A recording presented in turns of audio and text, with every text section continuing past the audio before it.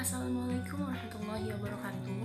Perkenalkan, nama saya Eka Nuryawati dari kelas 642A03 dengan NIM 6420160. Di sini saya ingin menjelaskan tentang permintaan, penawaran, dan keseimbangan pasar.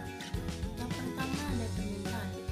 Permintaan atau demand adalah jumlah barang yang diminta oleh konsumen pada berbagai tingkat dan harga tertentu. Lalu ada hukum penawaran. Apabila harga suatu barang atau jasa semakin naik, maka jumlah yang diminta akan berkurang dan sebaliknya. Apabila harga suatu barang atau jasa turun, maka jumlah yang diminta akan bertambah.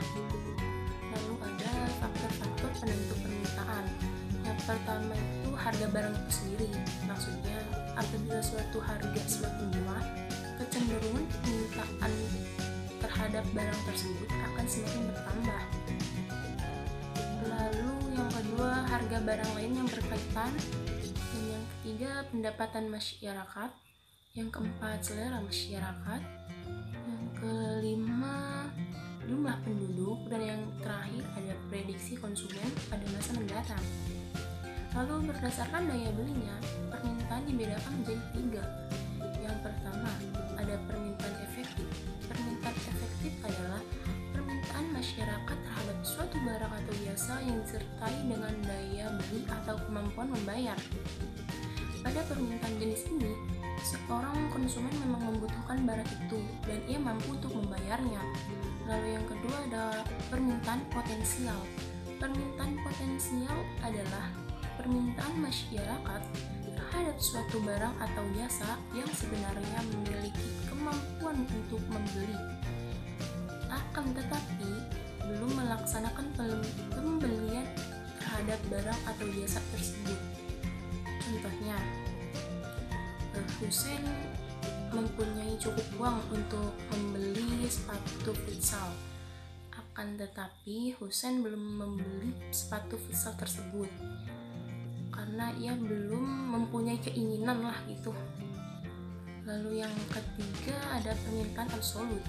Permintaan absolut adalah permintaan konsumen terhadap suatu barang atau jasa yang tidak disertai dengan daya beli. Pada permintaan jenis ini, konsumen tidak mempunyai atau tidak mempunyai cukup uang lah gitu untuk membeli barang tersebut.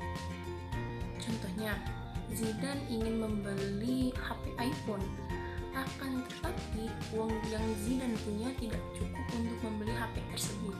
Oleh karena itu, keinginan Zidane untuk membeli HP iPhone tidak dapat terpenuhi. Lalu ada penawaran atau supply.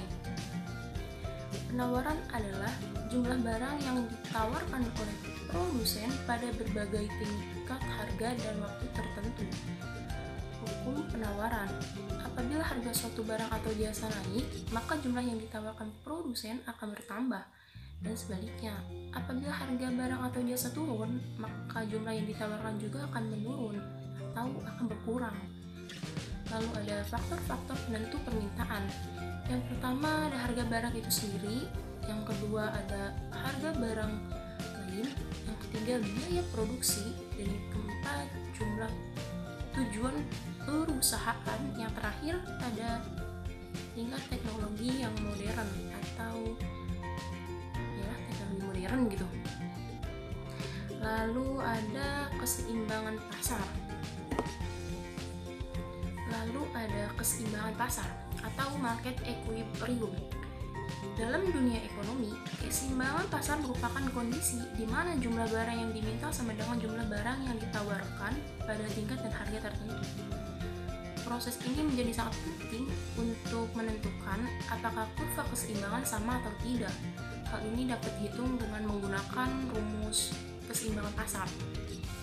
Di dalam keseimbangan pasar juga dapat dipahami sebagai suatu kondisi di mana harga produk yang ditawarkan sama dengan harga produk yang diminta konsumen. Apabila keseimbangan pasar tercapai, maka tidak ada perubahan atau harga cenderung tetap. Ini disebut dengan harga keseimbangan. Lalu ada harga keseimbangan. Terjadinya harga keseimbangan ditentukan oleh kekuatan antara permintaan dengan penawaran.